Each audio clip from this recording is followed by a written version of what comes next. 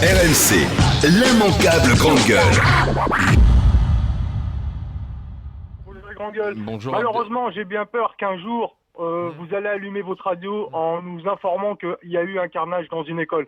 Parce que ça va arriver. Et Monsieur Gérani, bonjour. Vous avez bien précisé qu'il n'y avait pas assez de militaires pour surveiller tous ces lieux d'enfants où il y a des écoles. Ah ben, figurez-vous, Monsieur Gérani, que dans chaque culte, j'ai vu, moi, 4 militaires, bon, des fois 3, mais 4 militaires dans des lieux de culte qui sont vides la semaine. Vous trouvez ça normal qu'ils sont vides la semaine?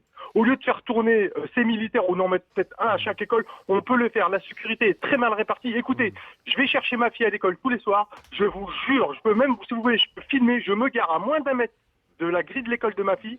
Il y a au moins presque 30 élèves qui sortent. Si je suis un kamikaze, je fais exploser la voiture. Il n'y a plus rien. Mais a priori, Abdel, on n'a pas le droit de se garer devant les écoles avec Vigipirate. Mais je le fais, personne ne me dit rien parce que j'ai pas de place. Personne ne me dit rien. Une fois, ma fille m'a appelé parce qu'elle avait oublié ses affaires de piscine. Je me suis trompé. Je suis rentré dans l'école. J'ai ouvert la barrière. Imaginez, la moitié de l'école était en classe. Je suis un fou avec une Kalachnikov. Je rentre, je fais un carnage. Alors, Madame la Ministre, si vous m'entendez, Monsieur le Président, protégez les écoles parce que un jour, ça va arriver. C'est trop facile à rentrer, je vous le jure. Moi, c'est un appel que je lance parce que maintenant, quand j'emmène ma fille, la journée, j'ai hyper peur. J'ai peur de recevoir un coup de téléphone parce que ça va arriver. Les écoles ne sont pas protégées. Pourquoi les lieux de culte sont protégés et pas les écoles? Je voudrais bien qu'on me réponde. Pourquoi 4 militaires à la sortie d'une mosquée ou d'une église ou d'une synagogue, c'est vide la semaine?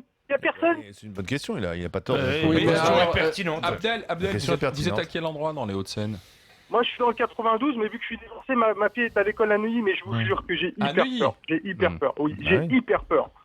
C'est pas protégé. Je suis rentré dans cette école. Je vous jure que je suis rentré. Je suis rentré dans cette école. Ils étaient tous en classe. Je me suis trompé. Personne m'a arrêté. Personne m'a rien dit. Ouais, mais ça, c'est pas normal, ça. On devrait pas pouvoir entrer dans une école aujourd'hui. Attends, c'est l'état d'urgence et c'est Vigipirate. Vigipirate, c'est même pas l'état d'urgence, c'est Vigipirate. Mais en fait, la dernière fois, j'étais en train de vous parler de les mesures qui seront prises, qui aujourd'hui semblent irréalistes si on continue à avoir des attentats.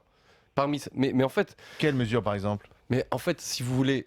Aujourd'hui, on ne peut pas avoir 1 million de militaires et de policiers postés à toutes les boîtes de nuit, à tous les cafés, à tous les restaurants, toutes les écoles, toutes les écoles. Oui, mais les écoles sont des cibles. Alors, on déclare pas la guerre. Ce que je veux dire, vous avez raison, Abdel, ce que je veux dire, c'est que techniquement, c'est impossible parce que même le nombre de mosquées protégées, ça doit être à peu près 1000. Donc, si on a 4 militaires ou par mosquée, ça fait 4000. Là, on parle de 64 000 établissements scolaires. Est-ce que vous réalisez le chiffre? C'est-à-dire, notre armée, il n'y a pas 130 000 hommes dans l'armée.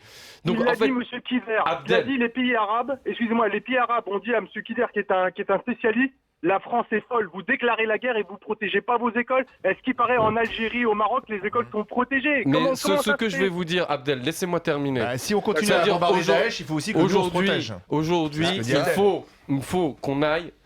Tous les pays qui ont eu affaire au terrorisme ont armé la société civile. C'est-à-dire, ils ont armé les agents de sécurité, ils ont armé les gardiens, ils ont armé une sorte il nous faut une garde nationale. La proposition a été faite au lendemain des attentats. Il nous faut aujourd'hui l'équivalent d'une garde nationale. Le temps de la mettre en...